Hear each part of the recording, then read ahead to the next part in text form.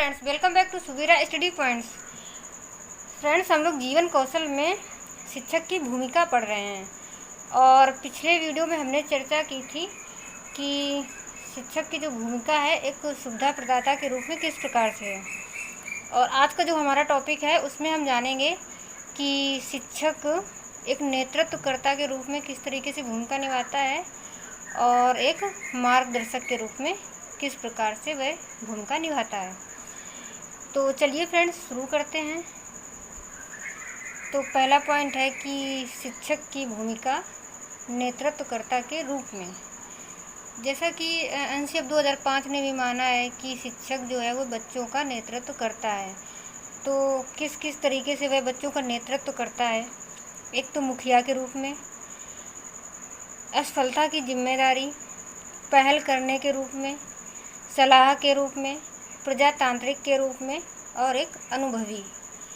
तो मुखिया के रूप में किस तरह से वह नेतृत्व करता है, क्योंकि मतलब जो छात्र होते हैं किसी कंपटीशन में, कोई कंपटीशन करवाना हो या किसी भी प्रकार का कंपटीशन हो तो वह उन्हें ट्रेनिंग देता है, या कोई खेल प्रतियोगिता हो तो भी वह उन्हें ट्रेनिंग देता है। तो इस तरह से वह एक मुखिया के रूप में छात्रों का नेतृत्व करता है। अगला जो पॉइंट है वह है असफलता की जिम्मेदारी। तो फ्रेंड्स, अगर सफलता की जिम्मेदारी एक शिक्षक लेगा तो फिर असफलता की जिम्मेदारी कौन लेगा। तो अगर कोई छात्र असफल होता है तो उसकी भी जिम्मेदारी शिक्षक लेता है, क्योंकि अगर कोई छात्र असफल हो रहा है तो उस कहीं ना कहीं कुछ सिस्टम में गड़बड़ी है। तो इस तरह से असफलता की भी जिम्मेदारी एक शिक्षक की होती है।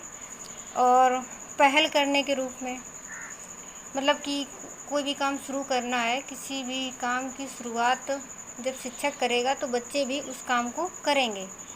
तो इस तरीके से पहल करने के रूप में शिक्षक छात्रों का नेतृत्व करता है।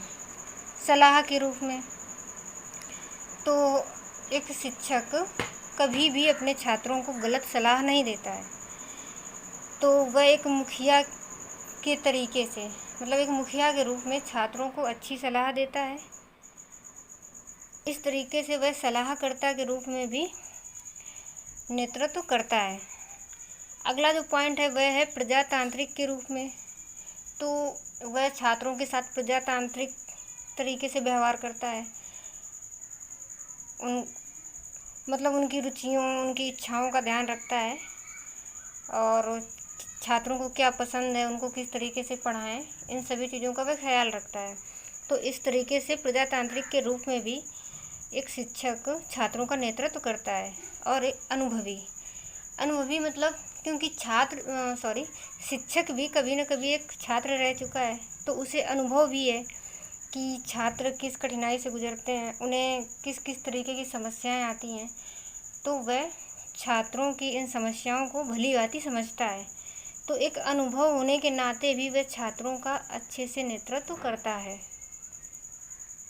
तो फ्रेंड्स, हम लोगों ने ये समझ लिया कि शिक्षक की भूमिका एक नेतृत्वकर्ता के रूप में किस प्रकार की होती है। और जो हमारा अगला पॉइंट है, मार्गदर्शक के रूप में, मतलब शिक्षक छात्रों को किस तरीके से मार्गदर्शन करता है। तो एक शिक्षक विद्यार्थियों का अच्छे से मार्गदर्शन करता है, क्योंकि वह भी कभी न कभी एक शिक्षार्थी रह चुका है। तो उसे विद्यार्थियों की समस्याओं, परिस्थितियों की अधिक से अधिक जानकारी होती है, मतलब वह उस स्थितियों को समझता है। तो किस तरीके से मार्गदर्शन करे ये शिक्षक भली भांति जानता है। और इसके अलावा सदियों से शिक्षक को हमारे देश में सम्मानजनक स्थान प्राप्त है, क्योंकि शिक्षक को आने वाली पीढ़ियों का मार्गदर्शक माना जाता है। तो शिक्षक को एक सम्मानजनक स्थान भी प्राप्त है। और एनसीएफ 2005 ने भी ये माना है कि शिक्षक छात्रों का भली भांति मार्गदर्शन करता है। तो वह किस तरीके से मार्गदर्शन करता है ये भी जान लेते हैं।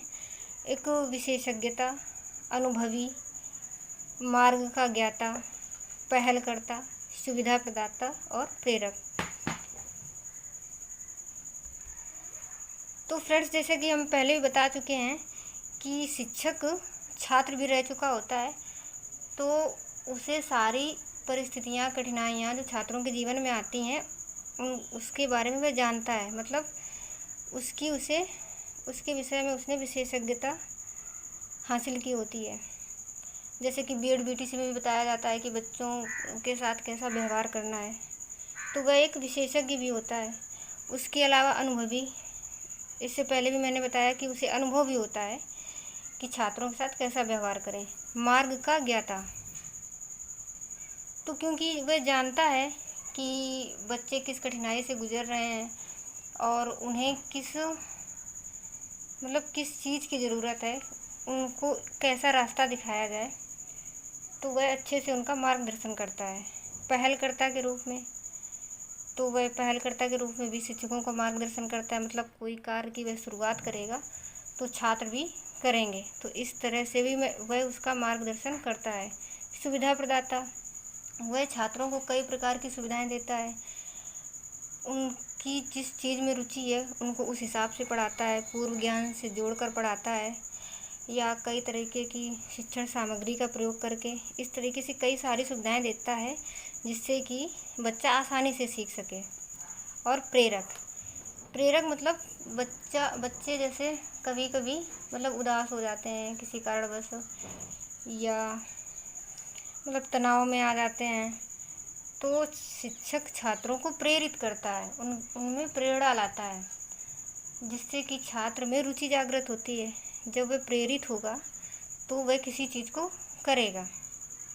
तो इस तरीके से शिक्षक एक मार्गदर्शक के रूप में भी छात्रों के जीवन में भूमिका निभाता है।